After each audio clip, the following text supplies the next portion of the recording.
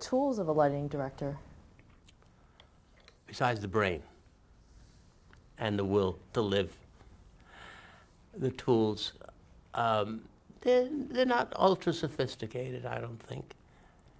Spotlights, floodlights, of course, strip lights, the lighting instruments. There are some of them more sophisticated than others, but basically there's a palette full of instruments. There's dimming equipment, dimming systems that control the intensities. There's color media that will add color if you wish that, especially in musicals. You've seen that. There are filters that you have to work with when you're dealing with daylight as opposed to incandescent light. And those are the tools that he uses. I might have left a few. Oh, light meter, things like that. Clipboard, my clipboard. So these are the things that he uses specifically. But the other things that I mentioned before are part of the things that he needs to use, and that is the awareness of what the show's about, work with the director, and all those.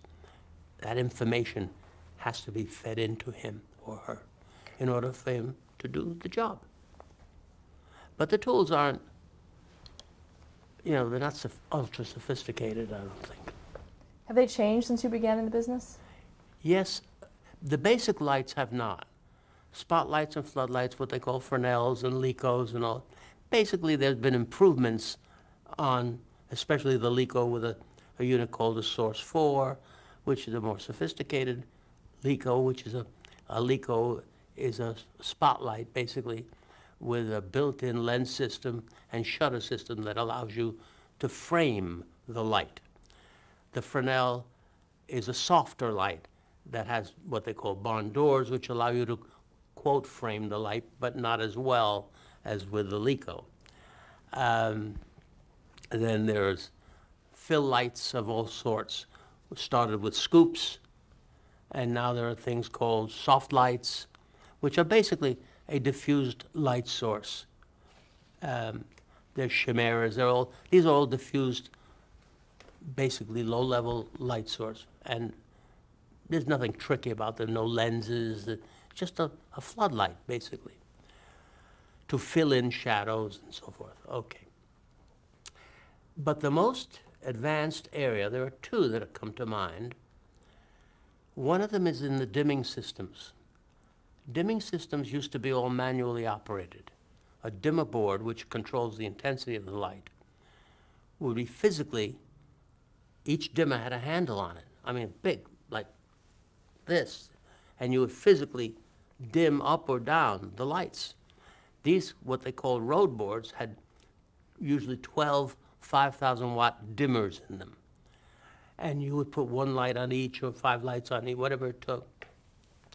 And you physically, a stagehand would move them up and down.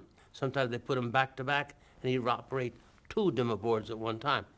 And they used them when the shows went on the road, hence road boards. But they used them in the theater on Broadway all the time.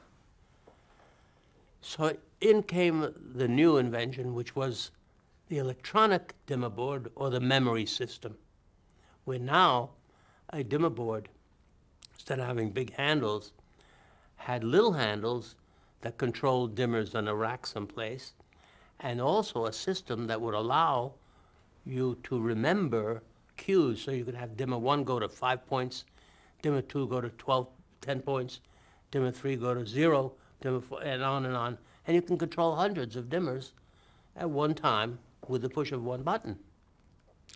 So that electronic dimming system and control with a memory system is probably one of the biggest changes over the years. The other new thing is the moving lights, what they call intelligent lights. These are light sources that you can program, and you've seen them in award shows and rock shows, and they go all over the place, and they change color, and they do all kinds of things. Well, that's a new, relatively new invention in the lighting world. And they use for mostly specialty stuff. not exclusively, but mostly, for, big award shows and big color changes and that kind of thing. There's another thing called the LED light emitting diode systems. That's relatively new also. These change color within the light source itself, as opposed to putting a color in front of it.